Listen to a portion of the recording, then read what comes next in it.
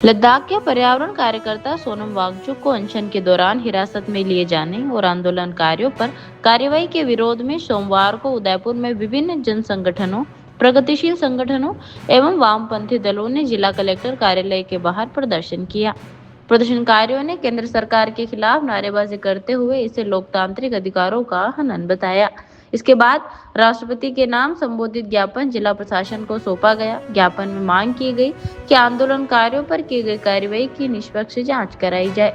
लोकतांत्रिक तरीके से विरोध दर्ज कराने के अधिकार का सम्मान किया जाए तथा शिक्षा व्यवस्था में सुधार के लिए प्रभावी कदम उठाए जाए। साथ ही शिक्षा मंत्री धर्मेंद्र प्रधान से इस्तीफे की मांग भी दोहराई गई। प्रदर्शन में मौजूद वक्ताओं ने कहा कि शांतिपूर्ण आंदोलन कर रहे लोगों पर बलपूर्वक कार्रवाई लोकतांत्रिक मूल्यों के खिलाफ है। उन्होंने सरकार से दमनात्मक रवैया छोड़कर संवाद के माध्यम से समस्याओं का समाधान निकालने की अपील की। इस दौरान राजेश सिंघवी, शंकरलाल चौधरी, हिम्मत चांगवाल, हिम्मत सेठ सहित विभिन्न सामाजिक संगठनों, प्रगतिशील विचारधारा के लोग और वामपंथी दलों के कार्यकर्ता बड़ी संख्या में मौजूद रहे। आज उदयपुर में विभिन्न जन संगठनों के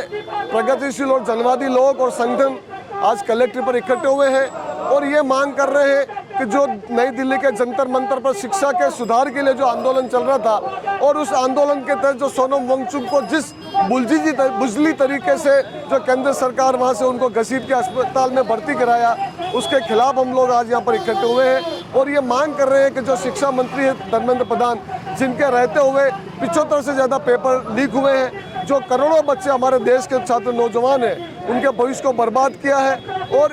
तीन चीज़ें हमारे देश में चल रही, शिक्षा के नाम पे शिक्षा का निजीकरण, शिक्षा का केंद्रीकरण और शिक्षा का सांप्रदायिकरण। हम लोग कह रहे हैं कि भाई निजीकरण जो कर रहे हैं, आज एक समाचार पत्र में ये न्यूज़ थी कि राजस्थान में 900 MBBS की सीट बढ़ी है, लेकिन वो सारी प्राइवेट कॉलेज को दी है। यानी जो प्राइवेट कॉलेज में अगर शिक्षा जो 1 करोड़ से कम में MBBS में एडमिशन नहीं होता है तो वो कैसा डॉक्टर बनेगा और किस तरह से समाज के प्रति उसका दायित्व होगा, इसको हम समझ सकते हैं। एक और न्यूज़ थी हमारी आज कि जो गोल्ड मेडलिस्ट बच्चा है जिसने 50 से ज़्यादा परीक्षाएं दी, प्रतियोगी परीक्षाएं दी कानपुर में, लेकिन वो एक में भी सक्सेस नहीं हुआ और उसको आत्महत्या करनी पड़ी। यानी शिक्षा की जो जवाबदेही होनी चाहिए, जो जिम्मेदारी होनी चाहिए, इस तरह की शिक्षा नहीं होने से जो हमारे एक प्रतिभावान छात्र हैं उनको भी इस तरह के कदम उठाना पड़ रहे हैं। और जो ये आंदोलन चला था, जो नीट पेपर लीक हुआ था और उसके लीक होने के बाद 25 से ज़्यादा छात्रों ने जो है वो सुसाइड किया, तो ये उसकी जिम्मेदारी व्यक्तिगत रूप से शिक्षा मंत्री की है। एक जमाने में था, एक रेल दुर्घटना होती थी तो रेल मंत्री इस्तीफा देते थे,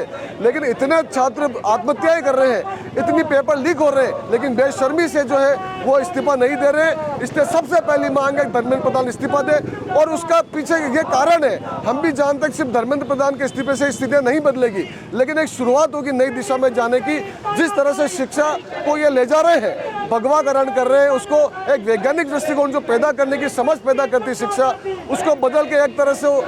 कुंठित दिमाग का करने का कोशिश कर रहे हैं। उन सब के खिलाफ आज उदयपुर में हम लोग इकट्ठे हुए हैं और उम्मीद करते हैं कि इस आंदोलन को संज्ञान लेगी। और ये जो तानाशाही सरकार है वो ये समझती है कि धरने प्रदर्शन होते चले जाएंगे, लेकिन ये जो आंदोलन है पिछले 12 साल मुझे लगता है कि ये देश में आखिरी कील जो है मोदी सरकार के साबित होगा, अगर उन्होंने सब वक्त रहते हुए उन्होंने सही निर्णय नहीं लिया।